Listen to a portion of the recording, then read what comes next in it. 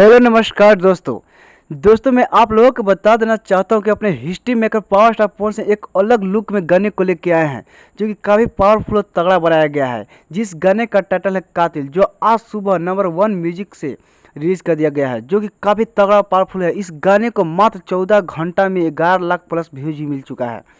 अगर दोस्तों इस गाने की बात किया जाए तो जितने भी पियर फराक फराक फाटल में ये सब गानों को भी पीछा छोड़ कर रख दिए हैं। जैसे कि इस एक गाना से एक रंगदारी टाइप की बनाई गई है। और पावर स्टार पवन सिंह के इस गाने में मुझे एक बहुत ही बेहतरीन लगा, जो power star Pawan Singh T shirt power star लिखा गया है और बाह का चित्र बनाया गया है। भाई सच में कमाल का वीडियो बनाया गया है।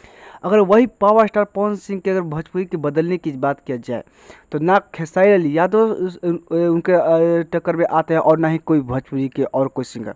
तो दोस्तों मेरी जानकारी कैसे लगी आप लोग अपना कमेंट बॉक्स में राय जरूर दें, क्योंकि भोजपुरी के और आप लोग इस गाने को कितने बार सुने प्लीज़ आप लोग कमेंट बॉक्स में ज़रूर बताइए। और आप लोग दबा के शेयर कीजिए। Love you. ऐसी पावर स्टार पवन सिंह